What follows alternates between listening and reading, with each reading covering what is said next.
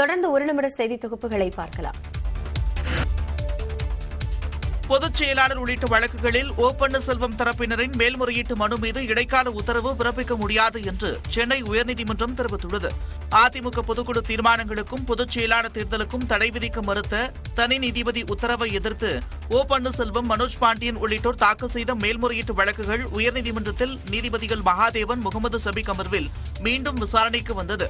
அப்போது பிரதான வழக்கை எப்போது விசாரணைக்கு எடுக்கலாம் என அனைத்து தரப்பினருக்கும் நீதிபதிகள் கேள்வி எழுப்பினர். வழக்கு விசாரணைக்கு சுமார் 5 மணி நேரம் தேவைப்படுவதாக ஓ பன்னீர்செல்வம் மற்றும் எடப்பாடி பழனிசாமி தரப்பில் தெரிவிக்கப்பட்டது. இதனையடுத்து மேல்முறையீட்டு மனுக்களை வரும் 20 மற்றும் 21ஆம் தேதிகளில் விசாரணைக்கு எடுக்கலாம் என நீதிபதிகள் தெரிவித்தனர்.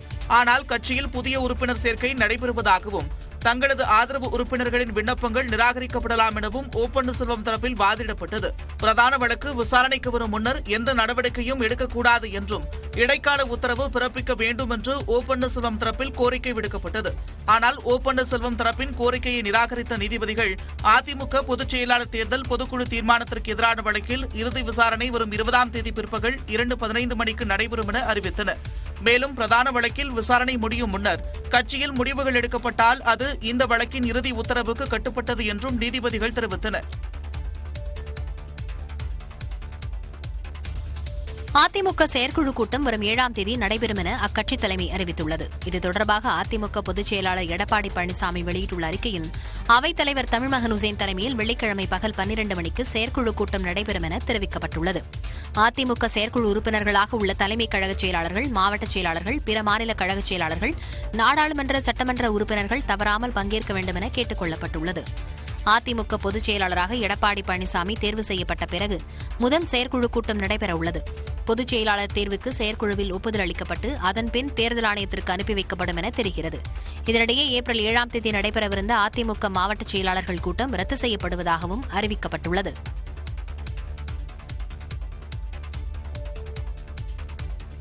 எடப்பாடி பழனிசாமியை அதிமுக பொதுச் செயலாளராக அங்கீகரிக்கக்கூடாது என தேர்தல் ஆணையத்தில் வழக்கறிஞர்கள் ராம்குமார் ஆதித்தன், சுரேன் பழனிசாமி ஆகியோர் மனு தாக்கல் செய்துள்ளனர்.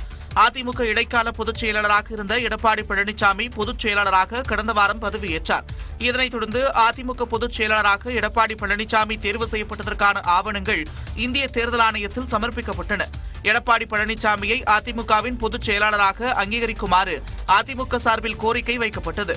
ஆனால் எடப்பாடி பழனிசாமியை அங்கீகரிக்கக்கூடாது என தேர்தல் ஆணையத்தில் ராம்குமார் ஆதித்தன், சுரேன் பழனிசாமி ஆகியோர் மனு தாக்கல் செய்திருக்கின்றனர்.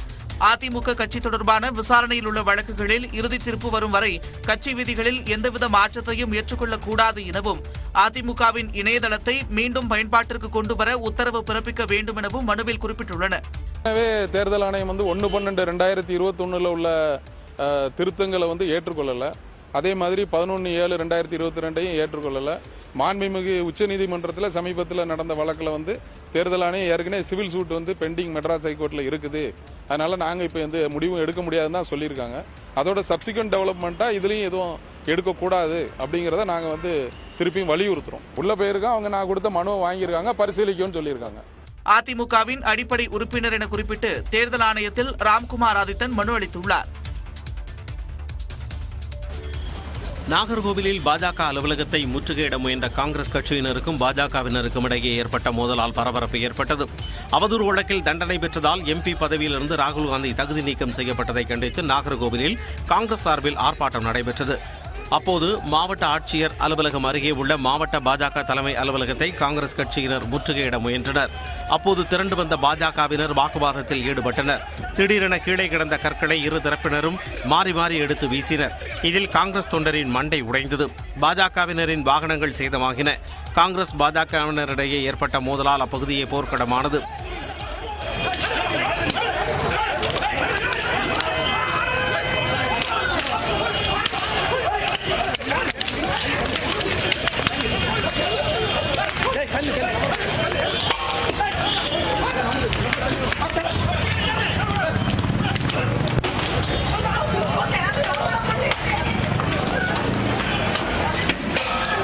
இந்நிலையில் பாஜக அலுவலகத்தை முற்றுகையிட்ட நபர்களை கைது செய்ய கோரி நாகர்கோவில் எம்எல்ஏ காந்தி தலைமையில் பாஜகவினர் ஆர்ப்பாட்டத்தில் ஈடுபட்டனர். இதையடுத்து அவர்களை போலீசார் சமாதானப்படுத்தினர்.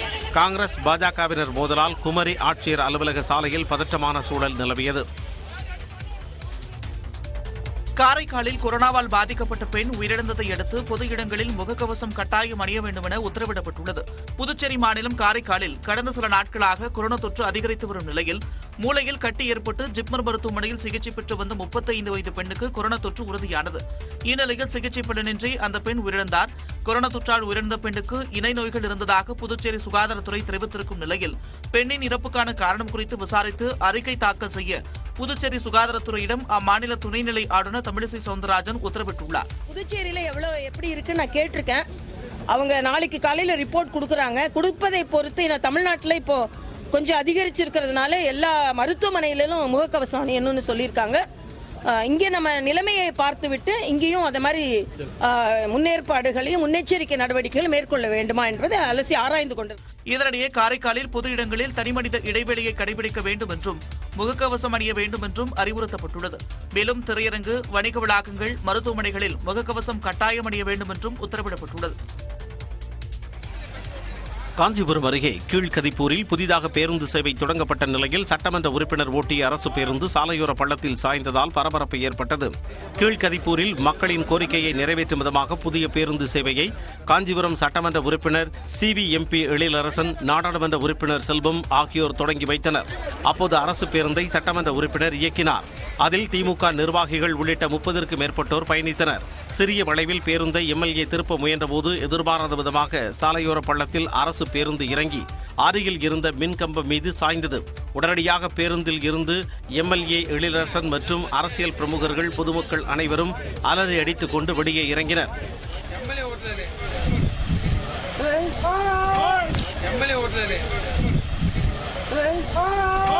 சாலை ஓர பள்ளத்தில் சிக்கிய பேருந்தை பொதுமக்கள் உதவியுடன் அரசு பேருந்து ஓட்டுநர் மீட்டெடுத்தார்.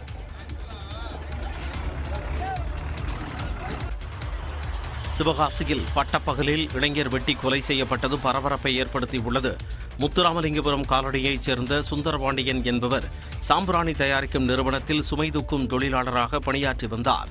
வழக்கம்போல் பணியில் ஈடுபட்டுக் கொண்டிருந்த போது அவரை சுற்றி வளைத்த 5 பேர் கொண்ட கும்பல் சாக்குப்பையில் கொண்டு வந்த அரிவாள், கத்தி உள்ளிட்ட பயங்கர ஆயுதங்களால் தலை மற்றும் உடலில் சரமாரியாக வெட்டியுள்ளனர். சுந்தரபாண்டியனின் அலறல் சத்தத்தை கேட்டு சக தொழிலாளர்கள் வெளியே வந்ததை தொடர்ந்து அந்த கும்பல் இருசக்கர வாகனங்களில் தப்பி ஓடியது.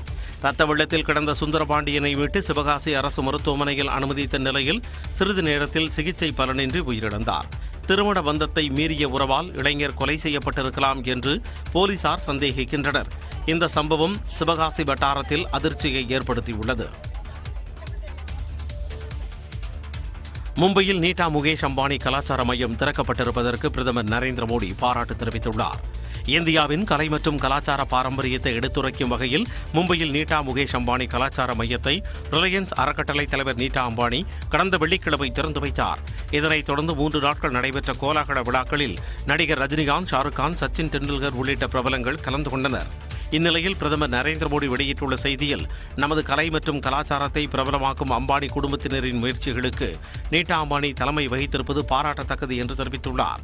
நமது கலை மற்றும் கலாச்சாரத்தை சமூகத்தின் பெரும்பான்மையினருக்கு சென்றடை செய்ய நீண்ட தூரம் பயணிக்க வேண்டியிருந்தாலும் இந்த முயற்சி உலகின் பல்வேறு பகுதிகளிலும் சமூக கலாச்சார கலந்துரையாடல்களுக்கு வழிவகை செய்யும் என்று பிரதமர் நம்பிக்கை தெரிவித்துள்ளார்.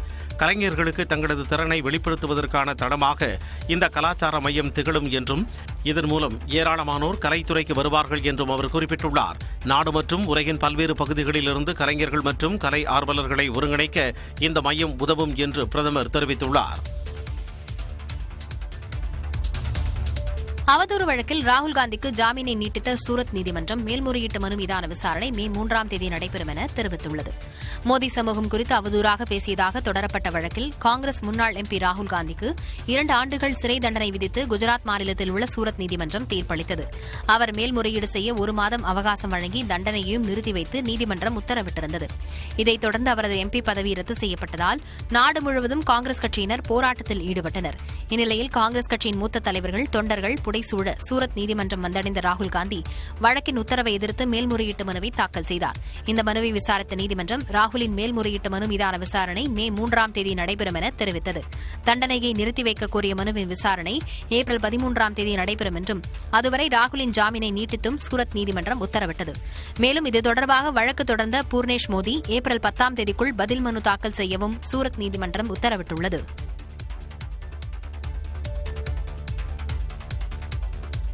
நேட்டோ அமைப்பில் 31வது நாடாக பின்லாந்து இன்று இணைய உள்ளது. உறுப்பு நாடுகளின் அரசியல் மற்றும் ராணுவ பாதுகாப்பை உறுதிப்படுத்துவதற்காக வடக்கு அட்லாண்டிக் ஒப்பந்த அமைப்பு எனப்படும் நேட்டோ அமைப்பு உருவாக்கப்பட்டது.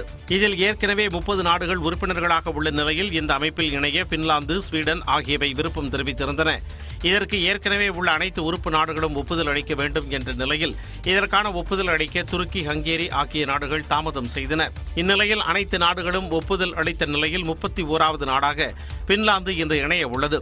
இது வரலாற்று பூர்வமான வாரம் என்று நேட்டோ அமைப்பின் பொதுச் செயலாளர் ஜென்ஸ் ஸ்டோல்டன்பர்க் குறிப்பிட்டுள்ளார். பெல்ஜியமின் புரூசெல்ஸ் நகரில் உள்ள நேட்டோ தலைமையகத்தில் இன்று நடைபெறும் நிகழ்ச்சியில் பின்லாந்து அதிபர், பாதுகாப்பு அமைச்சர், வெளியுறவு அமைச்சர் ஆகியோர் கலந்து கொள்ள உள்ளனர். இந்நிலையில் பின்லாந்தில் மற்ற நேட்டோ உறுப்பு நாடுகளின் பாதுகாப்பு படைகளை நிறுத்தினால் தங்களது பாதுகாப்புக்கு கூடுதல் நடவடிக்கைகளை மேற்கொள்வோம் என்று ரஷ்ய வெளியுறவு அமைச்சர் அலெக்சாண்டர் குருஷ்கோ எச்சரிக்கை விடுத்துள்ளார்.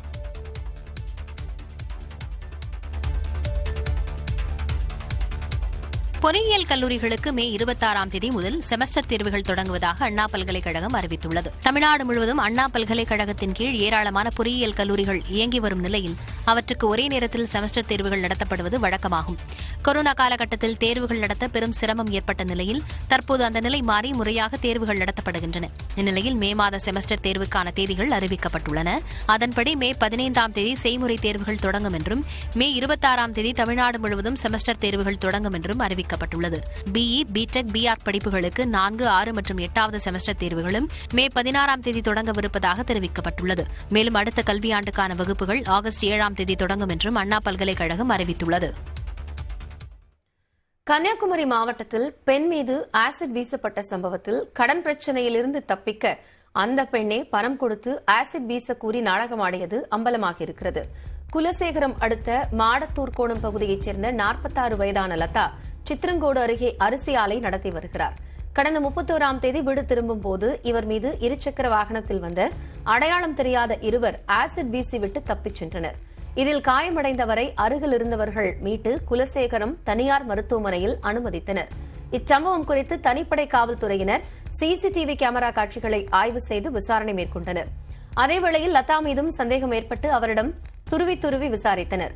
அதில் தனக்கு 35 லட்சம் ரூபாய் கடன் இருப்பதாகவும் கடன் கொடுத்தவர்களிடம் இருந்து தப்பிக்கும் முயற்சியில் ஈடுபட்டதாகவும் கூறினார்.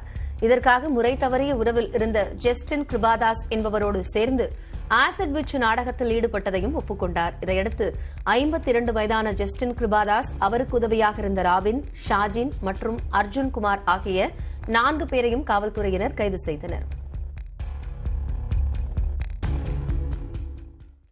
சென்னை துறைமுகம் மதுரவாயல் ஈரடுக்கு உயர்மட்ட மேம்பாலத்திற்கான டெண்டர் விரைவில் இறுதி செய்யப்படும் என்று சென்னை துறைமுக ஆணைய தலைவர் சுனில் பாலிவால் தெரிவித்துள்ளார். ஈரடுக்கு மேம்பாலத்திற்காக ஏற்கனவே அமைக்கப்பட்ட தூண்கள் அகற்றப்படும் என்றும் அவர் கூறினார். As far as the already constructed columns are concerned, the plan is, as you will know, that from Madurvayal up to Coimbatore, it is still one level only. Only between Coimbatore and Chennai Port, it is becoming a double decker. So, as far as the load is concerned, it changes only between Coimbatore and Chennai Port. So, those columns which are already there on Bangalore Road, that is Coimbatore, Madurvayal, they can be reused. It has been confirmed they can be reused. There are certain columns, I don't remember the exact number now, which have been laid already along the Kuam River. There now we are going to have double decker instead of single deck. Those will have to be demolished.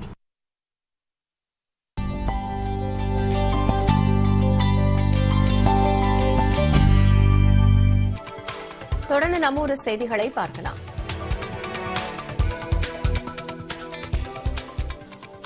கோயில் திருவிழாக்களை ஒட்டி திருச்சி மாவட்டத்திற்கு வரும் 18, 19 ஆகிய தேதிகளில் உள்ளூர் விடுமுறை அறிவித்து மாவட்ட ஆட்சியர் உத்தரவிட்டுள்ளார். சமயபுரம் மாரியம்மன் கோயில் சித்திரை தேர் திருவிழாவை முன்னிட்டு அம்மாவட்டத்திற்கு வரும் 18ஆம் தேதி உள்ளூர் விடுமுறை அறிவிக்கப்பட்டுள்ளது. மேலும் தேர்வுகள் நடைபெறும் பள்ளி கல்லூரிகள் வழக்கம் போல செயல்படும் என ஆட்சியர் தெரிவித்துள்ளார். இதனைத் தொடர்ந்து வரும் 19ஆம் தேதி ஸ்ரீரங்கம் அரங்கநாதர் கோயில் சித்திரை திருவிழா நடைபெறுவதை ஒட்டி அன்றைய தினத்திலும் உள்ளூர் விடுமுறை அறிவிக்கப்பட்டுள்ளது. காஞ்சிபுரம் ஏகாம்பரநாதர் கோயிலில் பங்குனி உத்திர பிரம்மோற்சவ விழா வெகு சிறப்பாக நடைபெற்று வருகிறது.